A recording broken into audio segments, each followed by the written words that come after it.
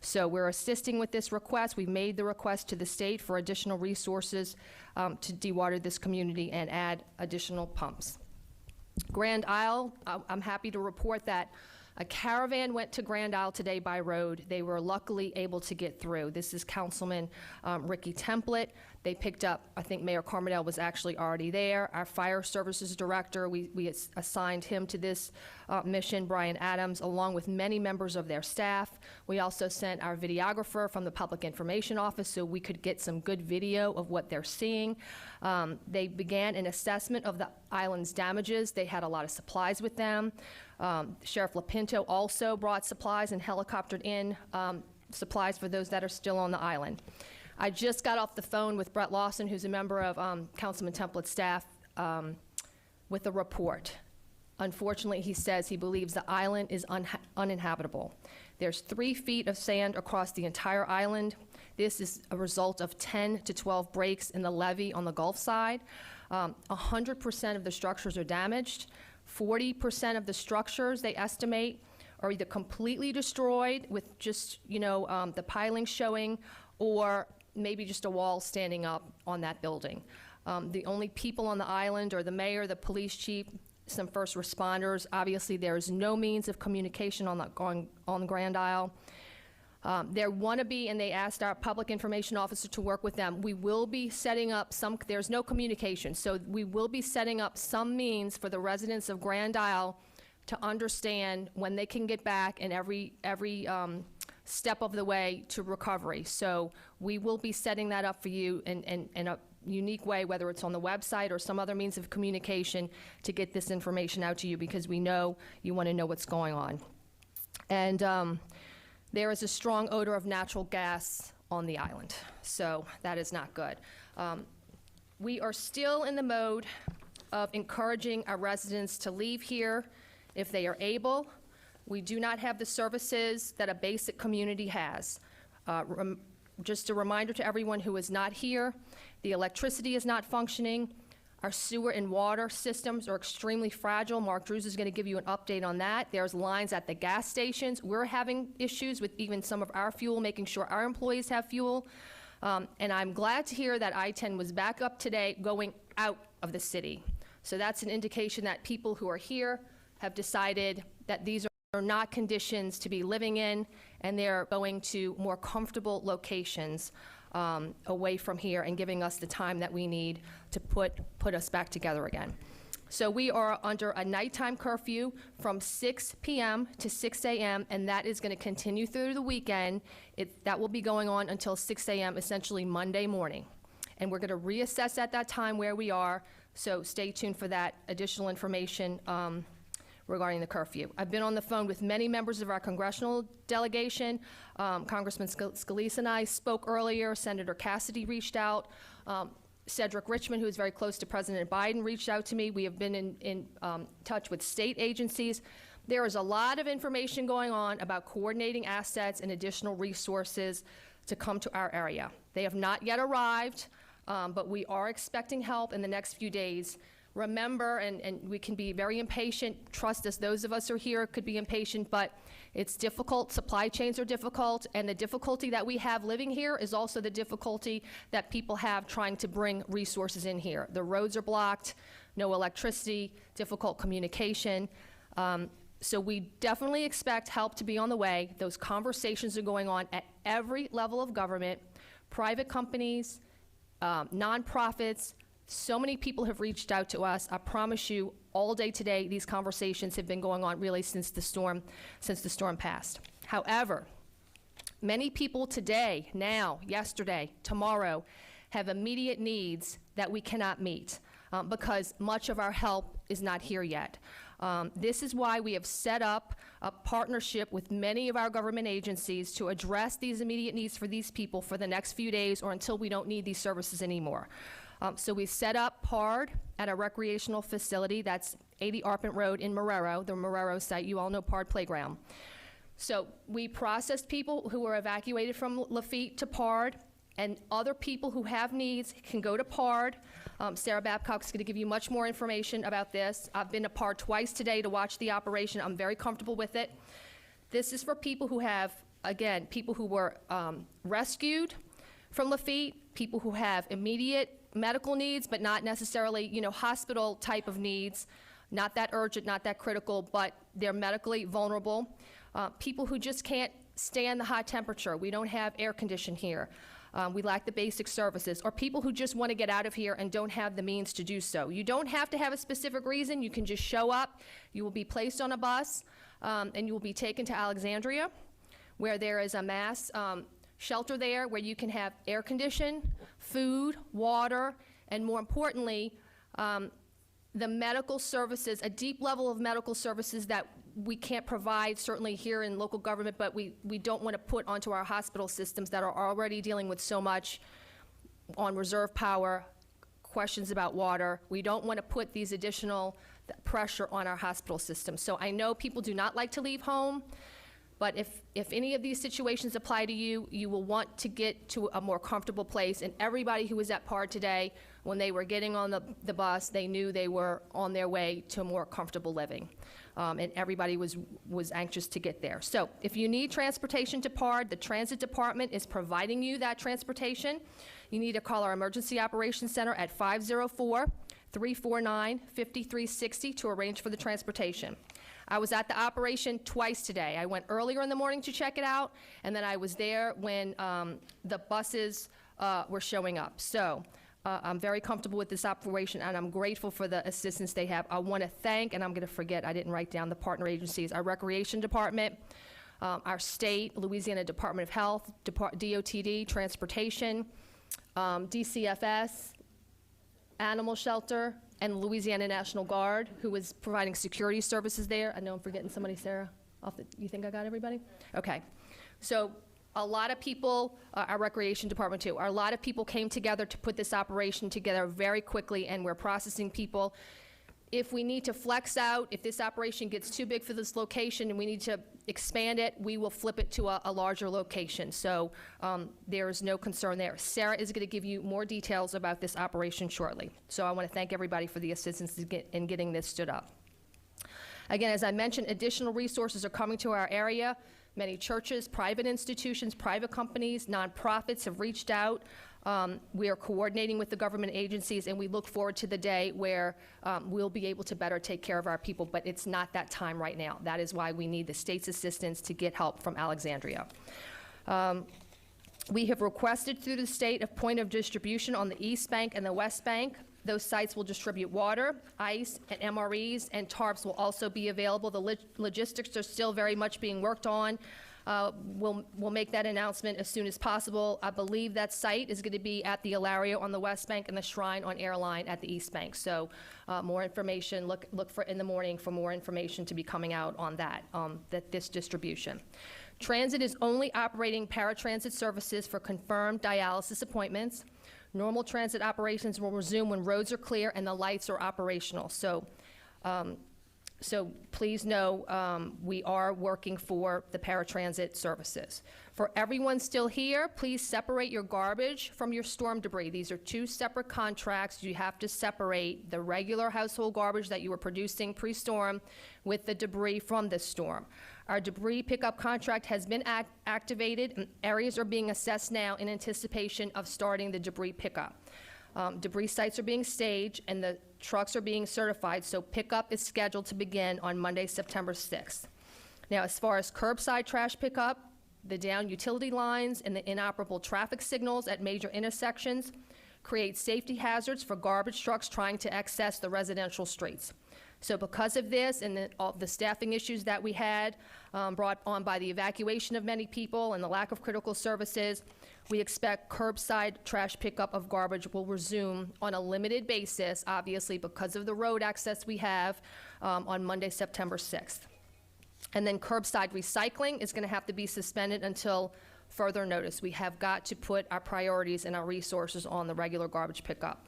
The River Birch landfill we reopen on Thursday to accept waste. Jefferson Parish landfill has no power and sustained damage and water intruded into the building, so further assessment of this facility is underway. Entergy update, we're going to get that from Patrick Hamby. The water update, Mark's going to give you more details on the repairs made today on our water system. The boil water advisory is still in effect. Remember, that means you use boiled or bottled water for drinking, ice making, brushing your teeth, washing dishes, and the food preparation. And then Mark will also give you, remember, our sewer system is operated by an electrical system, which we don't have. So the water that you use in your home goes into our sewer system. So we want to limit the use of that water into your home. Everybody has a part in that because we're going to have sewer backups, and they'll be right by your house. So please be mindful of this. As I mentioned many times before, now we got another problem on our hands with the sanitation issue. So please be very careful and limit your use of the water that you use in your home that goes into the sewer system. This is the other issue, and Sheriff, I don't even know if I was able to brief you on this yet. Spoke to Nick Kelly from the Southeast Louisiana Flood Protection Authority on the West Bank. He had reports of people going over our levee system to launch their boats to go check on their camps, and it is damaging our levee system. This is completely unacceptable. This is illegal. The levee system was an investment by the people of Jefferson Parish, the state, and the federal government. It worked for us as designed. We cannot ruin this levee system during hurricane season, especially now, everything we've been through. It will be illegal. We will call law enforcement on you. You will be cited, okay? I want to thank our council member staff. Sarah needed some help today checking on many people, doing a wellness check, and our council office staff stepped to it, and that was also going on today, and they will also give you an update on their efforts today. So I am honored to have with us Congressman Steve Scalise. Congressman Scalise comes bearing gifts. So he brought a megawatt, a big generator, like a big generator, that we put immediately to our West Bank water plant, which will help with the water pressure. So thank you for not just coming here, but coming with aid and assistance for us. And I want to give Congressman Scalise an opportunity to talk to you. So thank you so much, Congressman Scalise. Well, thank you, Cynthia. And there are a number of initiatives going on, both from the federal level, state and local government. Big concern, obviously, is getting power back on. I know there's still some search and rescue operations. Yesterday, a lot of time was spent trying to help evacuate some of the hospitals in the lower lying area. Specifically, Terrebonne General took a lot of damage during the storm, and you saw where the eye came in and Port Fourchon, but you saw a lot of damage to some of those lower lying hospitals. As you can imagine, not only do they have physical damage, they don't have regular power, although every hospital, and I know I've talked to the heads of the hospitals for the entire region, every hospital does have backup and enough power supply, meaning most of them are fueled by some kind of diesel or oil generators, so they're able to get the fuel that they need to keep their generators going, and we made sure that that's something that is not a concern, but power in general is a big concern. So we're trying to get a lot of generators in. We're getting offers from the private sector. We're pushing really hard to get FEMA to bring in more generators, and that's another issue I know Parish President Chang has been working on with the council. The other parishes in the region are pushing as well. There are a few different issues that we're working with FEMA on. They have started the individual assistance program. So people can go online right now and apply for individual assistance. For all of us who went through Hurricane Katrina, we know that there were a number of different programs underneath FEMA that helped people in the recovery process. This is the very beginning of that process, and people, as they realize they might not have power for days or weeks, they're looking for other places to go stay. There is help for you. You can go to scalise.house.gov on my website. We have a number of links to some of those sites. You can apply online for that FEMA individual assistance. Something else we've been talking to FEMA a lot about is getting the Blue Roof program back up and running. This was something incredibly successful and effective during the aftermath of Hurricane Katrina. So many people had roof damage.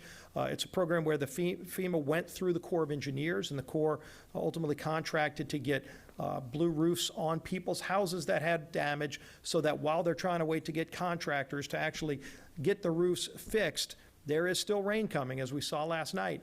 and you want to make sure you can try to at least get those holes covered so you can limit the damage that's already inside your house as people are starting that process of gutting their houses. So we're urging FEMA to get that program up and running. It could happen any minute. As soon as we find out word from FEMA, we will let you know. That would be something that would apply to every parish that was affected.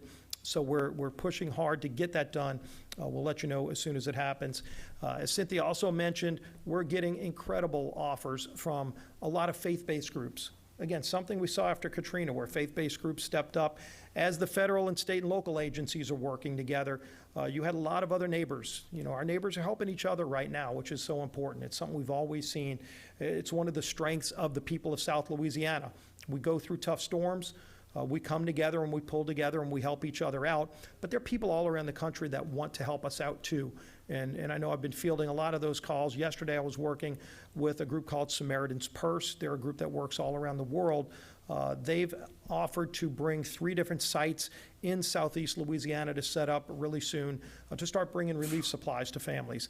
And that's something we're working with a number of groups like that to do. So as we're working with the federal agencies to get relief, obviously Governor Edwards, through the state, we've been talking about a number of those things. Cedric Richmond and I spoke this morning, as Cynthia did. We've been in daily contact with each other. He's the main point person for the president, and they're offering any help they can that we need. Obviously, he knows this region really well. He knows the needs. We talked very extensively about power supply. We talked about the hospitals. We talked about the recovery efforts.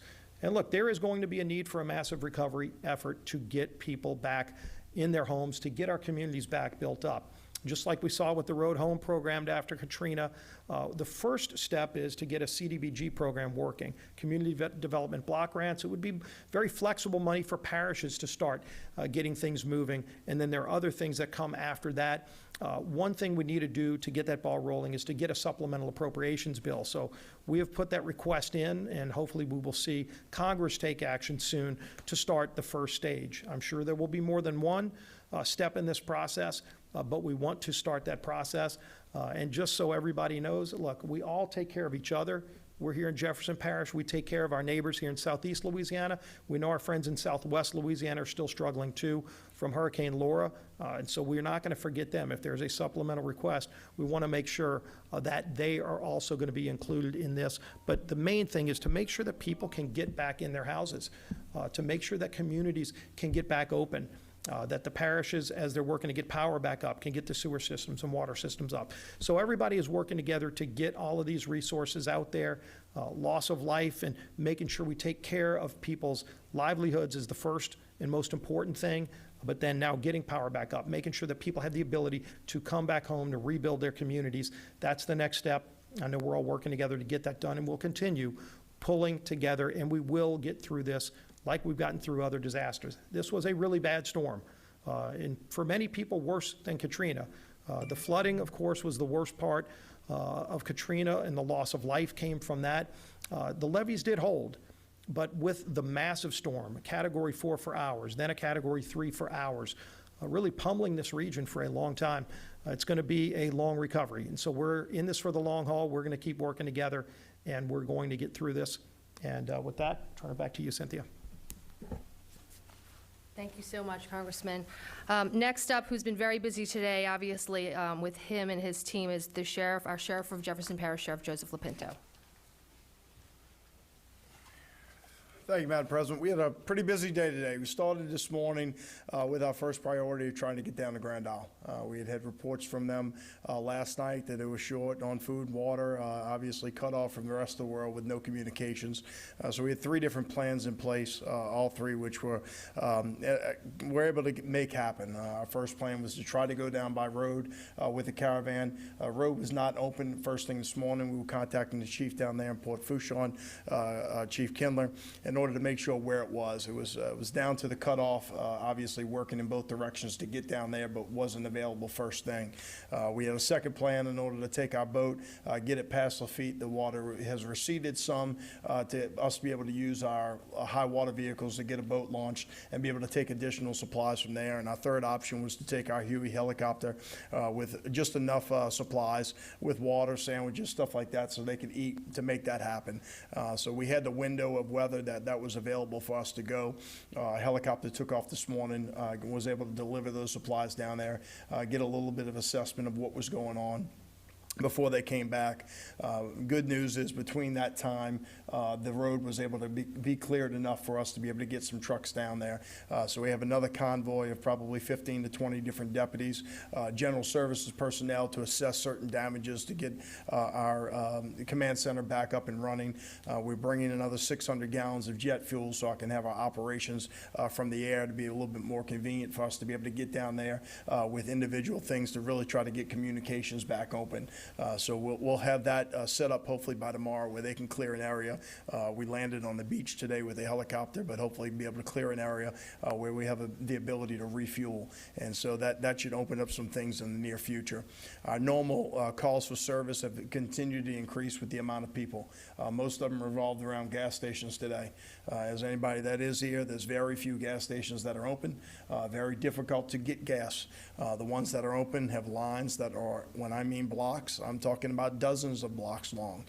You might as well get in line and get your gas and then get back in line before you run out again. The ability for us to refuel is very difficult here, whether that's generators, cars, or anything else. And, you know, that's why we told people have enough supplies, and that means enough gasoline if you're going to stay for a storm, to expect, 3, 5, 7 days. And we're on day 2. So I'm not really feeling sorry for anybody because of it. People are running out of gas. I had to assist someone today on the Huey P. Long Bridge that went to check on somebody's house and ran out of gas. And, we parked the car on the side of the road and I brought him to where he needed to go. But those are the types of calls that we're getting, a lot of disturbances of, people trying to cut in line at gas stations and those type of things, pulling guns because of those disturbances. You name it, we're having it today. Again, no major calls for looting. We have made several arrests, probably a dozen or so over the last 2 days. We'll continue to make those arrests if that's the case, but it's not something that's major. We had a few different stores that are broken into, but I wouldn't say that's widespread. Asking people to be careful. The medical calls are outrageous. The amount of medical services that are here are very taxed and limited. We had one person that was trying to get into another person's friend's home to clear out the freezer. They don't have a key, so they're going to break into a perfectly good home and break the window. After they break the window, they cut the hand, cut the artery, have to call for an ambulance. Well, now the freezer's still full, still going to stink, and he's at the hospital. Those are the things that we don't think about, but are happening on a regular basis, and our people are having to go handle those calls for something that can wait. We've got to be smart. We've got to think. Don't tax the first responders that are out there. They're dealing with the same problems that you are. They have the same problems to their houses that have to be repaired. Some things can wait. Don't take extra chances that you don't need to do. Again, we want you home for the people that are out of town. We want you to be here. I'll try to make different posts to tell you exactly how it is.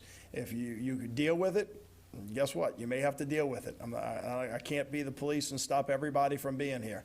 It just doesn't work that way. But the situation is not great. We know in these storms that we're going to get additional supplies. Yesterday was just an assessment. Today was us to try to figure out where we're going to put stuff. Tomorrow we're going to have more supplies that are going to come in to try to get us to where we can handle a larger population being here. As I've said, be patient. Patience can work for a lot of us that are here. Don't call me on day 2 and ask where you get gas. You may be able to get it somewhere, but this is day 2. Give us a couple days for us to be able to get stuff in, and we're going to get you back home. Thank you.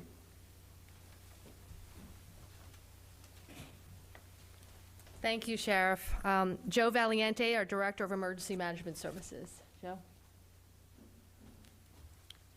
Good evening, everyone.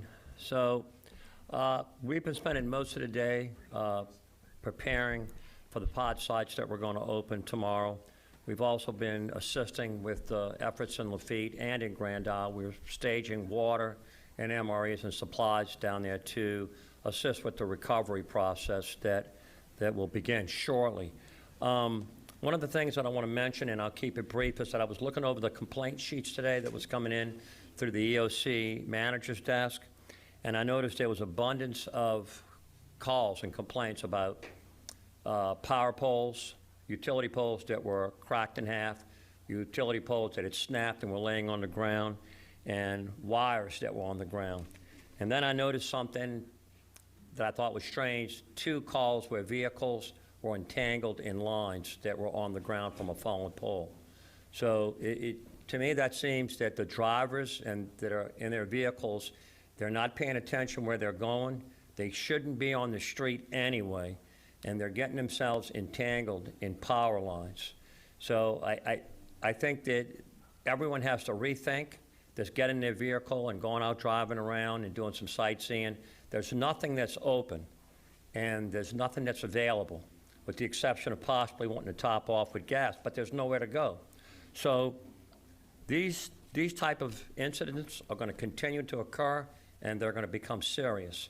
And so I saw way too many cars on the streets today, and we just have to do a better job and be more vigilant and be compliant with our request.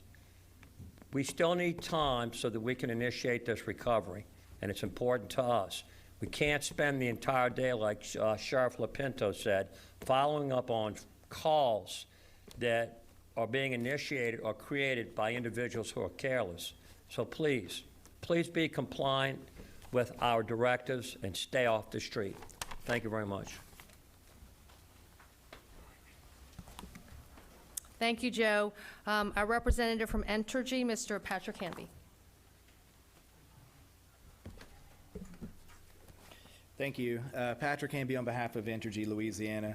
I'm going to start out with a couple of key points regarding our damage assessment and some of those results from a high-level standpoint, as it's still kind of an ongoing beginning phase. We've completed yesterday, day 1 of our damage assessment. At first daylight, we were out and assessing damages to see and get an inventory of what poles are down, how many spans of wires are down, how many transformers are down, all the associated equipment, cross arms, things like that. That's on our to-do list. We're checking that off. We're GPS coordinating it, making sure those locations of where the damages are documented. And the whole reason we do that is because if we don't know where the damages are, what the damages are, it's like trying to shoot in the dark. So we get that list compiled. We make sure that we get it on the right trucks with the right crews. Some are qualified to do certain work that others are not. So there's a big safety issue that has to be considered there too. It's all about an organized effort to make sure that this is done as safe as possible, not only for the public, but for our workers as well, and as efficient as possible. So please be patient as we do go through and take that inventory yesterday, today, and tomorrow, and into the next days. I'll touch a little bit on the damage assessment results to date. I mentioned it's fairly new. It's ongoing. Obviously, we have a way to go, but there are 3 general buckets that we look at, and generation is the first bucket, and there are a sequential 3 buckets. You have to have the first, which is generation, our power plants, operable before you're able to go anywhere. So the good news is we do not have any constraints with generation and power plant capacity. However, the next step is transmission lines. That's the high voltage lines that come directly out of the generating power plants. Those we do have damages on. Everyone, I'm sure, has heard or seen the river crossing structure right by the Avondale Fire Department. That, I think it was around 5:30. I got reports from the EOC from that fire department with a picture, and I believe there may have been some tornadic activity. I was talking to somebody in the elevator up here who's lost their girlfriend's total home, and it was right in that area. And this structure made it through Katrina. It's a sound structure that only a catastrophic hurricane coupled with tornadic activity could do this kind of damage. Shortly thereafter, I received the picture. Within an hour, it had collapsed and was on the floor. So that's just one example during the transmission damage assessment of something that did happen that is catastrophic. If you consider the region we're at, there are 3 main corridors that come into the greater New Orleans region, including Jefferson Parish and the whole basic southeast region over here. We have 8 transmission lines, and that was just one of them. The other 7 have damages as well, not as catastrophic as that, but we're in the process of evaluating all those damages on the transmission side. The third bucket is distribution That is when the transmission lines, the high lines, come down into your neighborhoods, the wooden poles, the underground facilities serving small commercial businesses and neighborhoods. We're in the process. It's more of a tedious process.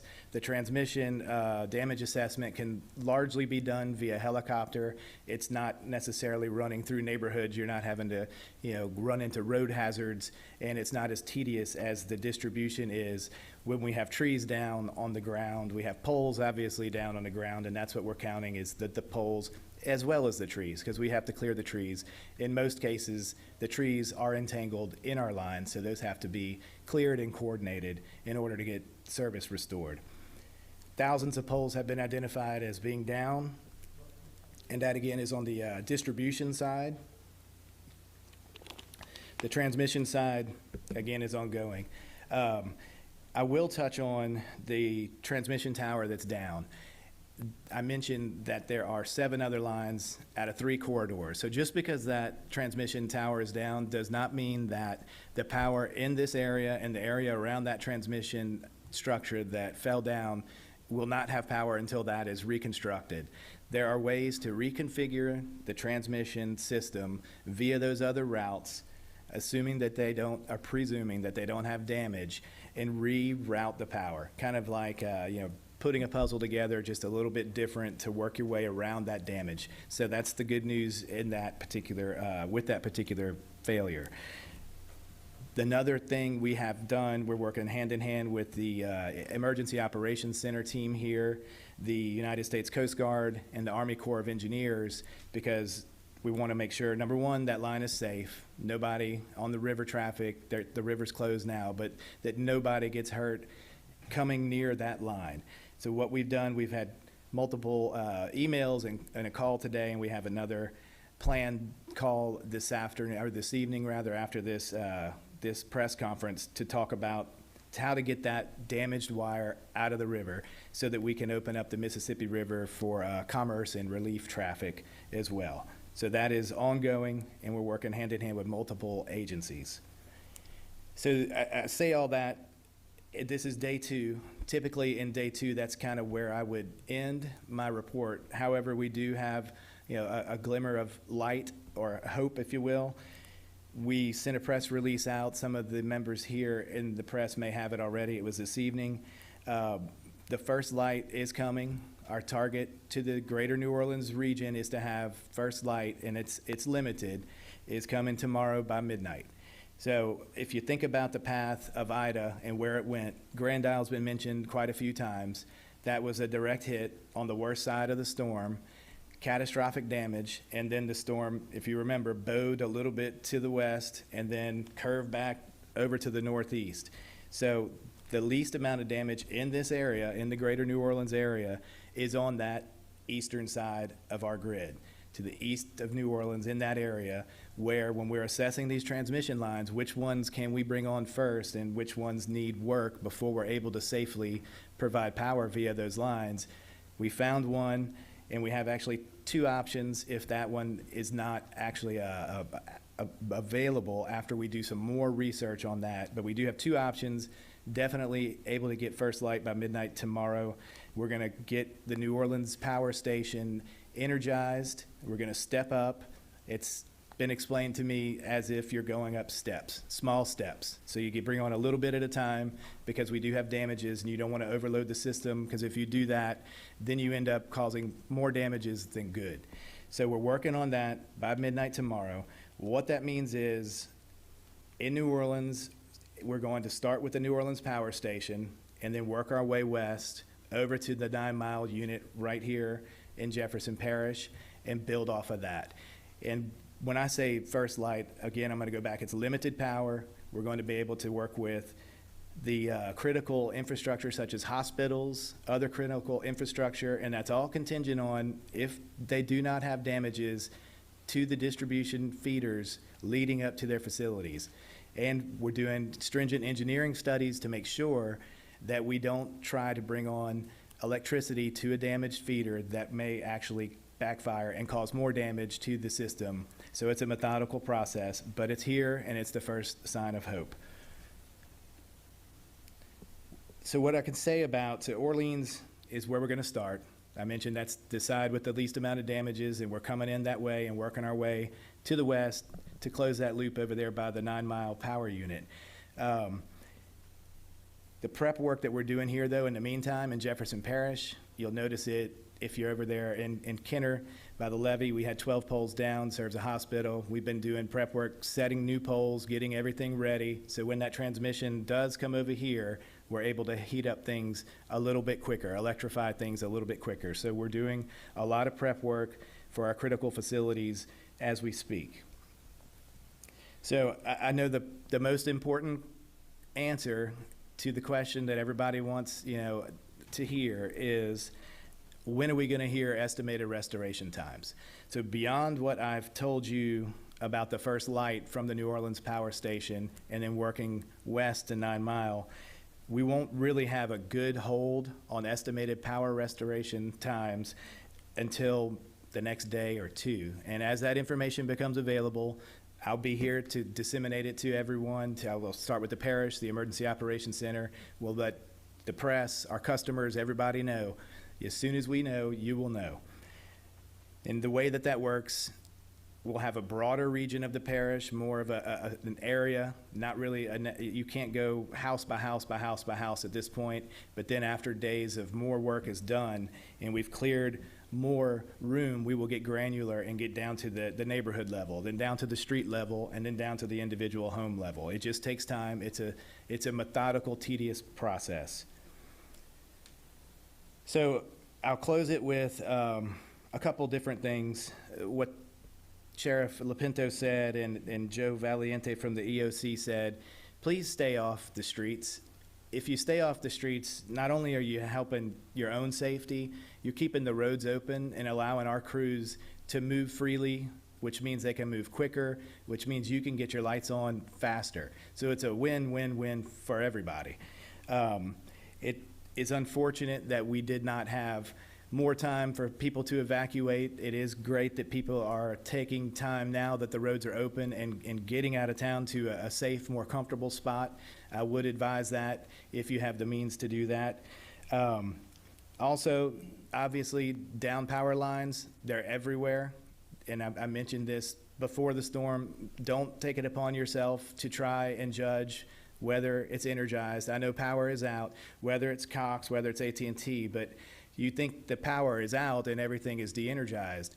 That may not be the case. We have a lot of people that are putting generators on their homes and their businesses, and everyone may not do it appropriately. They may not follow the directions, and we may have some backfeed from those generators that goes back onto what people think are not live down power wires. However, because of that backflow and that faulty installation of 1, 2, 3, however many generators in the area, you will have live wires, and if you touch them, you will potentially have a fatality on your hands. So please stay away from down power lines. Call 1-800-ENERGY and let us know about that. So that is the report I have for day 2, and I look forward to more progress and better reports for day 3, 4, 5, and so on. Thank you. Thank you, Patrick. Mark Drews has been very busy with his crews today, so I'm going to let him give you his update, our Director of Public Works. Thank you, Madam President. I'm going to start with the water system. We'll start on the East Bank. As of this afternoon, we had isolated, which means we had shut off via valves 70 locations where we have water breaks. We had completed repairs on 17 of those, and hopefully when I get a report tonight, those numbers will increase. By doing that, we were able to pump approximately a pressure of 22 PSI on the East Bank, which means that the majority of the parish has low pressure water. Typical pressure in our system is around 65 to 70 PSI. And hopefully each day as we progress outward from the plant on Jefferson Highway and address more breaks, we can increase that pressure and hopefully get even increased pressure through most of the East Bank. With regard to the West Bank, we have far less breaks. We have been able to maintain about 40 PSI through our system. However, we have 3 generators that run our pumps on the West Bank. Twice already, we have had one of those generators spike, which caused all 3 generators to temporarily go out. It took us approximately 15 minutes to restore them, and unfortunately, right before we started this conference, I had another outage that hopefully they've already restored. But the good news is we did receive that generator that Steve Scalise had told you about. It is now on site, so hopefully we can replace that one generator we had issues with and get that done tomorrow. So each day, we will keep restoring more breaks, and hopefully, again, we can increase that pressure on the East Bank, but it will be a long process before we can restore the entire system. With regard to sewer, as the parish president said, it's incredibly important that you try to conserve water that's going down the drains. Our 5 treatment plants are operating, okay, because they're on generator power. The problem is, of course, we have 530 lift stations with no power to them. So as of today, using portable pumps and portable generators, I have 18 out of 270 operational on the East Bank. I have 13 out of 260 operational on the West Bank. So again, these are not ideal conditions, and we will, undoubtedly, we will have some overflows in our system over time. We do have 15 tanker trucks that we can send to those lift stations to empty them, okay? That's obviously not enough. We do have others en route from Houston, so we will increase those numbers over time.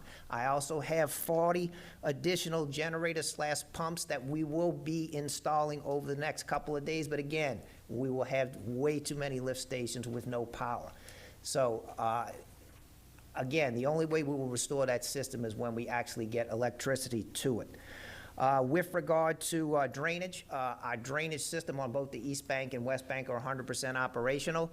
Today, we were down in Levee, and we were able to start that process of restoring pumps in Levee. With regard to our streets, our Parkways Division we've basically made passable our major thoroughfares in the parish, with the exception of locations that have energy entanglements or utilities. We've secured those with barricades as best we could, but it's still very dangerous out there. So we were able actually to get into our residential neighborhoods today and make passable an additional 63 streets. We have a number of streets with trees down, and some places where dead ends occur, residents can't get out. So we're addressing that now. And basically, that gives you a summary of the major work that we've done to this point.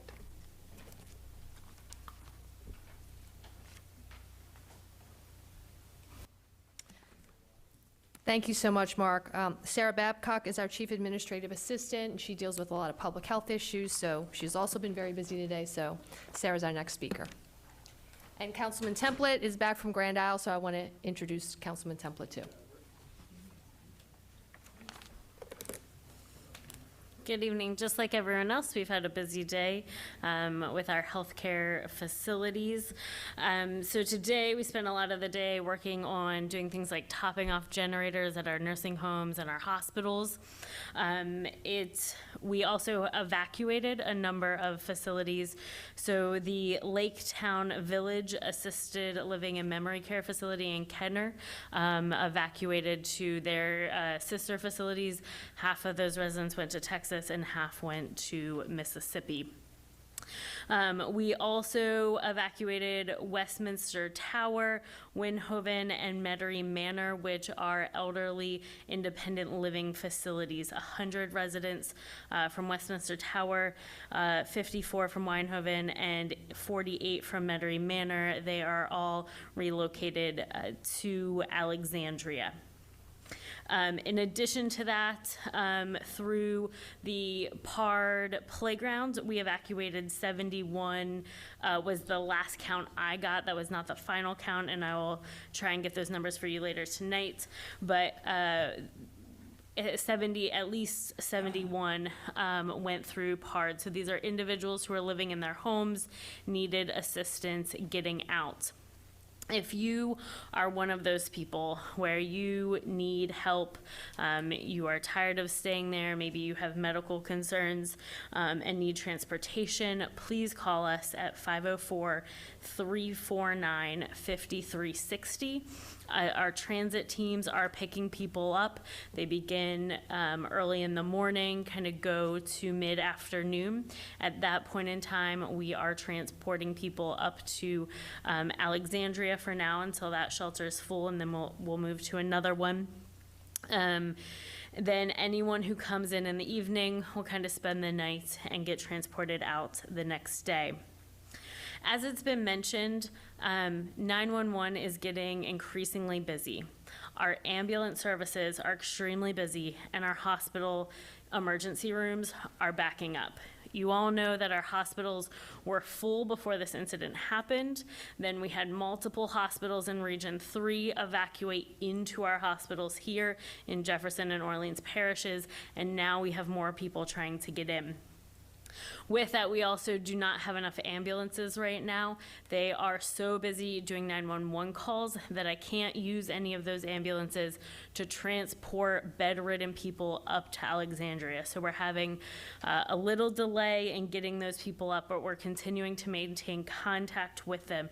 So I just want to remind and urge everyone that to please be safe, please stay home, do not get injured, and because those are critical resources that we are having shortages of right now. I'm also trying to discharge a lot of hospital patients who no longer need to be in the hospital into those shelters. And so we're working really hard to do that. But again, it's critical for you to stay home and stay safe.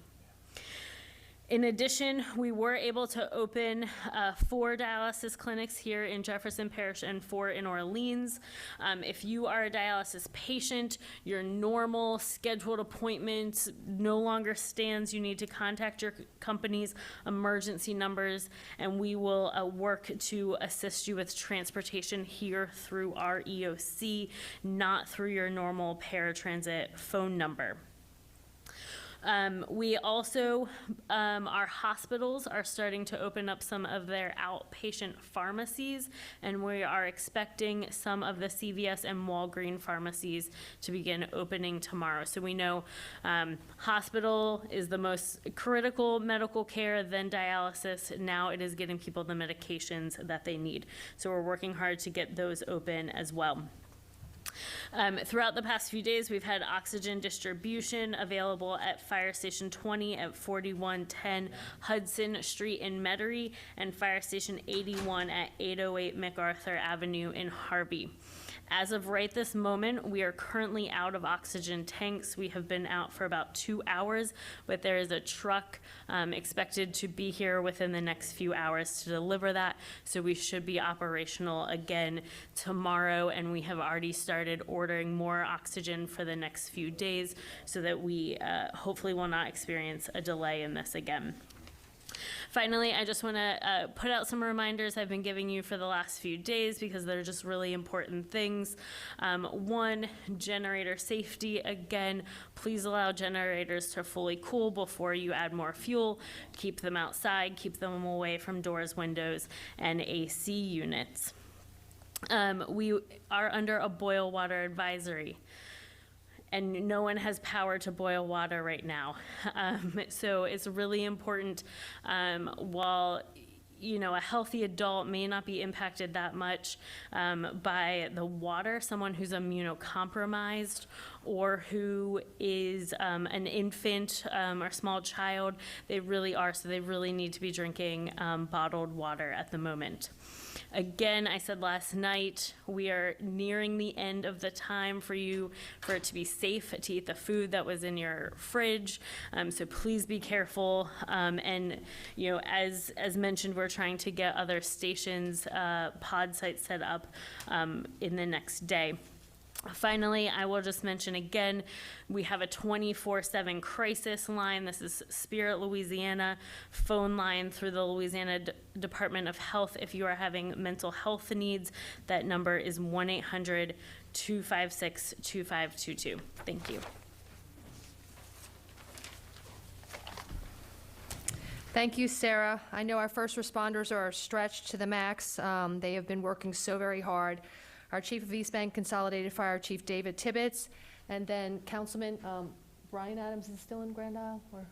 Brian Adams Okay, okay. Brian Adams is in the building, but he's not up here with us. So our Chief of East Bank Consolidated Fire, Chief Dave Tippett. Thank you, Madam President. First, I want to thank the members of the East Bank Consolidated Fire Department and members of all the fire departments in Jefferson Parish for the hard work that's going on. We continue to support the missions that are given to us in the EOC, from the EOC in Gretna, as well as we have our own Emergency Operations Center in the fire department itself that we are using to support the missions that we see are needed for the people in this area from the storm.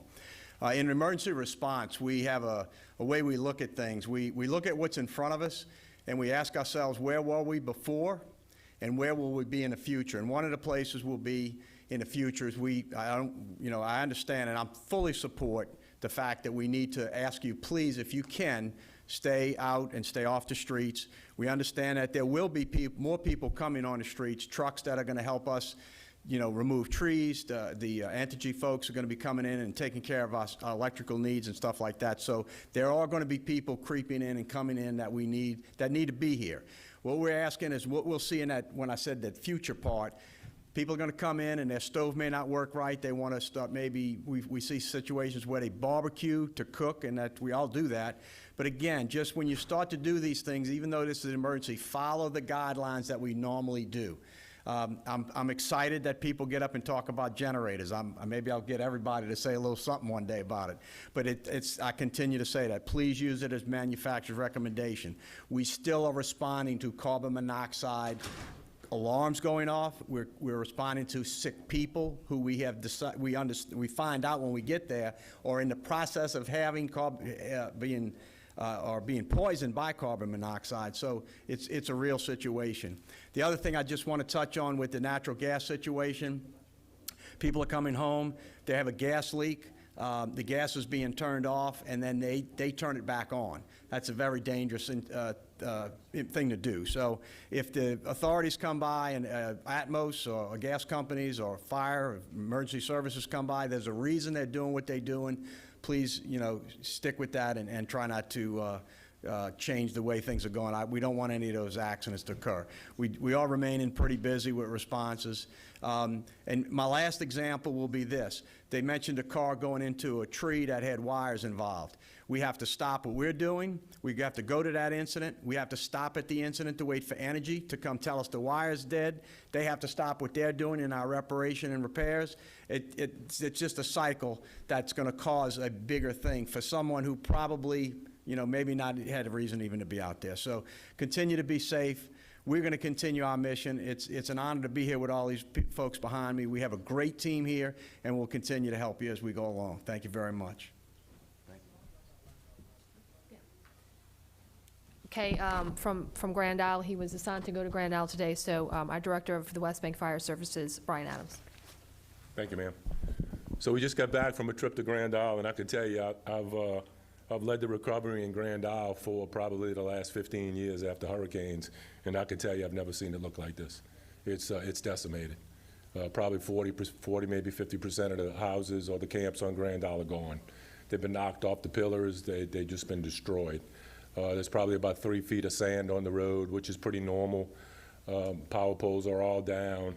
But for the most part, 100% of the camps there are damaged at some point. And the people are very sad. A lot of people have lost their homes, talking about they don't know whether they'll be able to go back or not because they don't have the money to go back, can't afford to go back. So it was a pretty sad day, but the people of Grand Isle are very, very, very resilient, and the mayor and I had a very good conversation. I'm going to go back in a couple of days and begin the process of rebuilding Grand Isle for those folks. We got a lot of work to do, a lot of hard work to do. It's very hot. It'll take a long time, but it's probably going to be a 3 or 5 year process, putting it back to where it was. So, thank you, ma'am. Okay, we're honored to have many of our council members here who want to address you on their efforts today, so we'll start with our chairman, Councilman Scott Walker.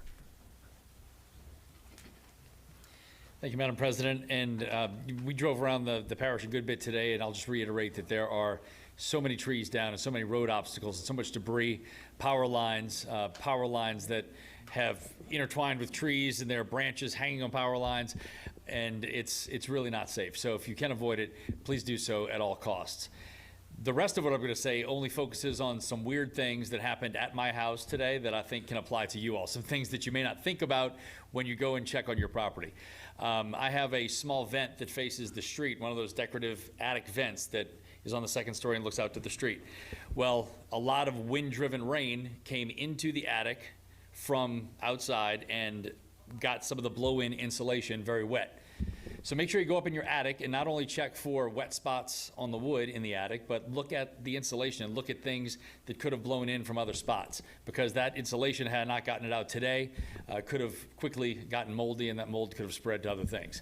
There was a puddle in my refrigerator, in my freezer, excuse me, because the things that were in there, it was time to go. You know, if we were at this point now, if you have anything in your refrigerator, it's not gonna be good anymore. It's past that point. The ice in the ice maker melts and drips. If you didn't empty your ice maker, you're gonna have a puddle in your freezer. If you didn't get the things out that are gonna stink, you're gonna have a lot of stink in your fridge. Some of you have lived this before. I mean, you understand what this is like from dealing with it after Katrina. But just those little things, pieces of debris in the yard that were carried from somewhere else that have nails in them, pieces of wood with nails sticking up. There's so many little obstacles around the house that you're not even thinking about when you're going back to just try and get a few things and secure a few things. But the biggest thing to me was the water in the attic. Even though there were no yellow spots on my ceilings that had come down from the attic itself was wet because of water that came in from the outside during the storm. So check your attics and see if anything else is coming down from above. That's all I got. That's the public safety tips for the day from the Walker household in Metairie after I checked it out. Thank you. I'll check other attics for a fee. They're hot. Now Scott's got me coming from Grand Isle going in my attic when I get home, so thank you, Scott. You know, thank you. Councilman Ricky Templet, at large, Division A. I just got back from Grand Isle as well. I basically want to make sure I say thank you to the administration as well as Brian Adams. We had a little caravan that went down there with a mission to bring supplies to Grand Isle, which no one has been able to do till today. The island is basically isolated. We were able to bring some water, some type of foods, and radio communication. Right now, communication is the key to all of what we're doing, and we're all having trouble with cell phone towers and cell phone communications. We departed this morning around 9:30. It took us till 1:30 to actually get on the island. Part of the problem is you've heard everyone say stay off of the roads. The roads were crowded with people sightseeing or not going anywhere, but just take a ride around, or maybe trying to get fuel for their car where they shouldn't be going anywhere. That impeded our opportunity to get down to Grand Isle to service those people. So please stay off the streets. One of the first things when you get to Grand Isle, if anyone is attempting, which they shouldn't, there are a lot of power lines down, a lot of telephone poles down, and there is Highway 1 from Fouchon to the island is some roadway washed out, very unsafe to travel. When you get to the island, one of the issues we saw was total devastation on the Chenier. There are whole blocks that are gone, nothing but pilings from the roadway, Highway 1 to the bayou. It's very heartbreaking to see what has taken place there. On the island itself, just like Mr. Brian Adams stated, there's about 3 feet of sand covering the whole highway of Highway 1 crossing from the Gulf to the bay. We have probably 15 breaches in the Burrito Levee that actually we need to look at addressing rapidly because it was still in storm season. You heard that there's about 40% of the structures damaged. Gone. 100% of the structures damaged. But I'm happy to say, as of now, no reported loss of life. That is impressive, ladies and gentlemen, because in that storm of a Category 4, with having 60+ people stay on that island, and as of now, no reports of anyone losing their life, I think it's a great news out of all of this. Look, we are monitoring Grand Isle. Mayor Commodell, we spoke with him. They are not letting anyone enter the island at this time. It is not habitable right now. We do not have power. We don't have running water. Without running water, we don't have fire safety. Please do not attempt to go to the island. You can look on Facebook. Jefferson Parish is going to be posting some video. We have drone video as well as pictures that we took while we're there. Hopefully you can spot your home or your camp if you have one there in one of these videos. But do not attempt to go to Grand Isle. Please let our first responders, please let Entergy do their job. I gotta say this once again, it's very heartbreaking to see what has taken place amongst our whole parish, but Grand Isle took the brunt of this storm, and I've never seen the devastation like this in Jefferson Parish before. And thank you.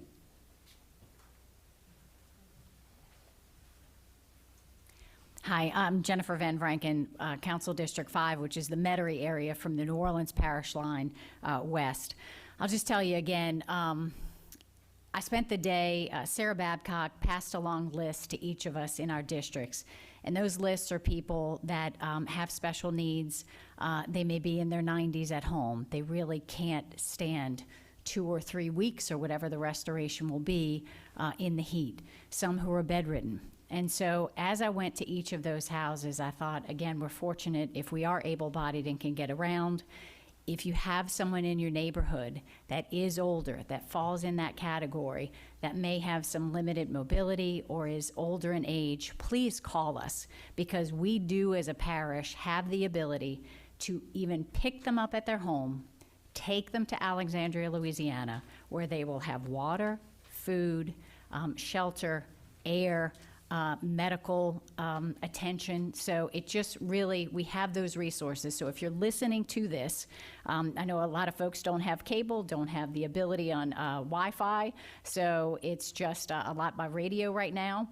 If you're listening and there's someone in your neighborhood that is older or falls in that category, please call the number you've heard all night. It's 349-5360. Yeah, I know it by heart now. 349-5360. And I want to say there were several tremendous neighbors out already helping. So Jefferson Parish is phenomenal. And I'm very thankful that we have the kind of community that looks after each other. So call that number, the 349-5360. If you have someone that you know is in that category, let us help them. Let us get them out of here, because it's just not really the place to be for the next few weeks. As I drove around visiting each of their homes, and I had Representative Polly Thomas with me, we saw 2 accidents. And then as we got to one of the fire station, they were going out on a call. So I think if you haven't been out on the roadway yet, what you may not realize is you're looking at down wires, you're looking at tree branches, there are no traffic signals. You know, most of our signs got blown away. So you will be more distracted than I think you realize, and that's causing accidents. And then not only are people's lives at risk, but then you're sidetracking our efforts. You're sidetracking our first responders and our efforts at power restoration. So please stay home if you don't have to go anywhere. I do know, as we've said, people are running out of refrigerated goods now that the power has been out the length of time it is. I know some of our grocery stores are open. I know more will be opening tomorrow. So please, if you're going to those limited locations, go back home and be careful and be very mindful on your way. I know others have called all day long. I don't have food, I don't have water, I don't have ice, I need a tarp. And again, that is what we've spent the bulk of the day too working on today, to make sure those supplies get here. I'm anticipating, what I've understood is maybe tomorrow, that we'll start distributing those. So we hear those, we are working on those things. That is what everybody needs. And the last thing I'll say is, if you have a tank of gas, use it to get out of town, because it is going to be a miserable few weeks. You may be having your generator run right now. That generator is not going to run forever. In fact, we had to add oil to the one that we have at our home today. So I don't know how many days that is, but if you have a tank of gas, get out of town. If you're listening to this out of town, stay there. Do not come back. There's no cell service, no Wi-Fi, no water. There's nothing to come back to right now, so stay where you are. It's not a good situation, and so if we can ask you to abide by those things, it will help us all recover all the faster.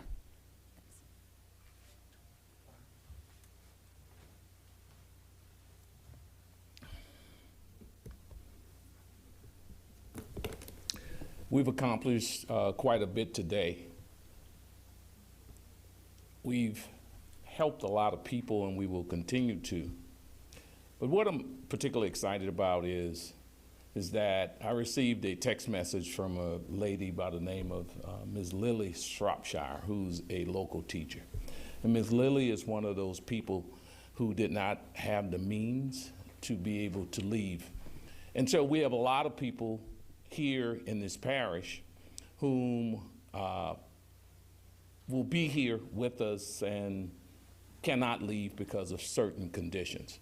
And so what I'm excited about is that Ms. Lily had asked me, can you get me some ice? And so tomorrow, we will have at the Lario Center, MRE food, water, ice, as well as other things that will be beneficial to the needs of the public who will be here.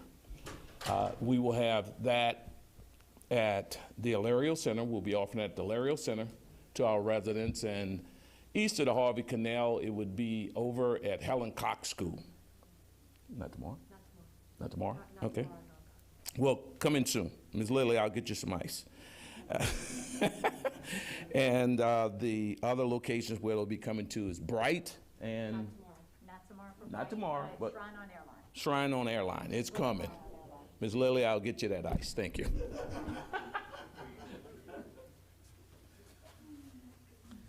Dominic Impastato, Councilman for District 4, the Metairie and Kenner area. A few things I want to touch on, in particular, as the people before me stated, there will be relief provided starting tomorrow by way of MREs, which is, of course, limited disaster-related food service, ice, and water. That will also start, I just left Mayor Zahn in the city of Kenner, that will also start in the city of Kenner, being distributed at Esplanade Mall starting tomorrow afternoon as well. The city of Kenner, if you're a Kenner resident, city of Kenner will post the details of their relief as well. Mayor Zahn asked me to make sure we got that out. One of the biggest questions we got in our office today had to do with the availability of FEMA tarps. As you heard earlier from earlier speakers, the Blue Roof program is a FEMA program, not a parish program. So as many of us remember from Katrina, the ability to call someone and have them come out and install your blue roof, that is currently not up and running by the federal government yet. We're optimistic that it will be. At this time, however, the parish does have a limited number of FEMA tarps available, that if you contact your council office, we can help get those tarps to you. You then have to get someone to install it and affix it to your own roof. That's a limited supply that's been accumulated over the last several years, but if you contact your council office until those run out, we can get those to you, and we will. Today, my office distributed somewhere in the neighborhood of 150 of those. Additionally, as has been stated before, to give you an idea of what it's like to live here, they talked about the lines at the gas station.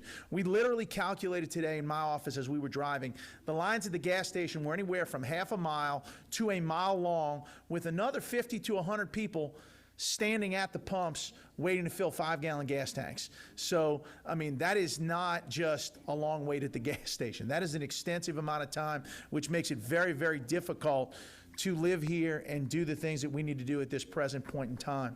The last thing I'd like to touch on is the water issue. If you live in North Metairie, Metairie from Transcontinental through the end of Kenner, it is trickling back on, literally trickling back on slowly but surely. Certain neighborhoods are seeing greater water pressure, others are not. So if you're looking at this, trying to make a decision, do I come back? The answer is still, our best recommendation is please wait, because we cannot guarantee when that will happen.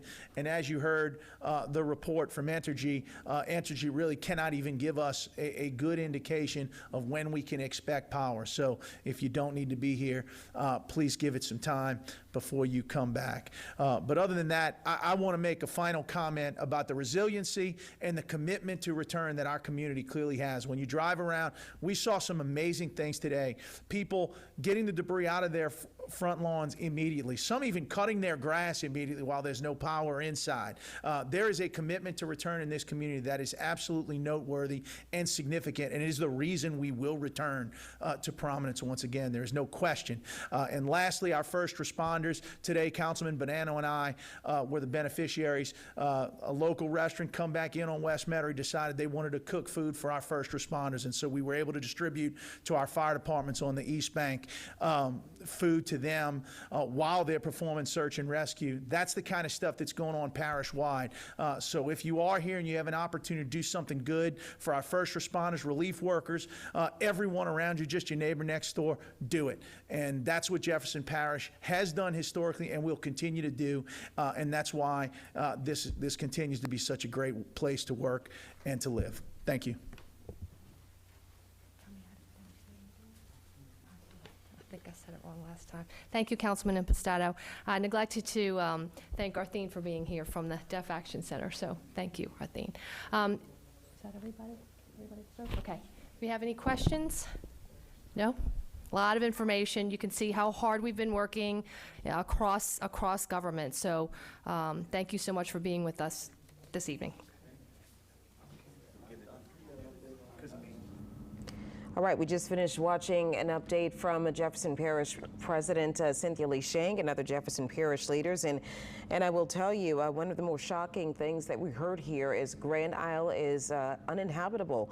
They had several attempts to get into Grand Isle. They finally made that attempt to get in successfully today, and what they saw was utter devastation, 100% damage. They said 40 to 50% of the buildings, the homes in Grand Isle, are destroyed, while the other half, every building has been damaged. Some of them have fallen completely over. So, of course, Grand Isle is where they're working to get more people, but miraculously, even though you have that much damage, they said that there was zero loss of life, no reported loss of life in Grand Isle. So that is good news to report here. They said that there are telephone poles down there, Highway 1 from Port Fourchon to Grand Isle. Some roadway is washed out. There are whole blocks that are gone. I mean, I'm talking complete devastation. Also, apparently, we've learned here that there are 15 breaches in a levee that's there and breaches that they have to address because while Hurricane Ida did pass, we are still in the midst of hurricane season. So, of course, you don't want to be hit with another hurricane. And we know that can come very quickly. Right now, all of the leaders suggesting the same thing, and something we heard from Jennifer Van Franken: if you have a tank of gas to get out of town, use that tank to get out of town, because they don't have the resources, they don't have cable, they don't have cell service, they don't have internet, no power at this point. So there's no sense, that she says, in returning right now. So they said that they're focusing right now, of course, on making sure that communication is restored over in Grand Isle. They also mentioned, we saw Congressman Steve Scalise there, and one of the things we learned, he apparently gave Jefferson Parish leaders a generator for the West Bank plant because there were 3 generators that are working, but one was giving them some trouble, causing some of the 2 other generators to break down. But he gave one, so hopefully they said that will help to restore some of the water pressure. I'm taking a look. It looks like Sheriff Joe Lapinto says that there were a couple of arrests for looting, but he says there were not many arrests, and they will continue to arrest people. But there were just over a dozen or so arrests for looting, but nothing too major here. So Jefferson Parish damage assessment, of course, that's something that's ongoing. We do know about the transmission lines going down. We do know about distribution, thousands of poles that are down within the community, and they have no constraints with generation and power plant capacity. So that is very, very good news. As Congressman Scalise also mentioned that they are having discussions with FEMA to bring back that blue roof program, and that's when you get the tarps that go out to the different communities if they have damage on their roof. But right now, again, the priority that we heard from all of these leaders was to get to Grand Isle so they can assess some of that damage, and this was the first day they were able to do so. They came there with supplies, and they hope to get more supplies in that area, and of course the mayor there, everyone needs as much help as they can get with 100% of that community damaged. Of course, we'll continue to follow this on WWLTV.com. We'll be streaming on our YouTube pages and our Facebook page as well. And we continue to track Hurricane Ida's aftermath on Eyewitness News tonight at 10 o'clock. Thanks for joining us.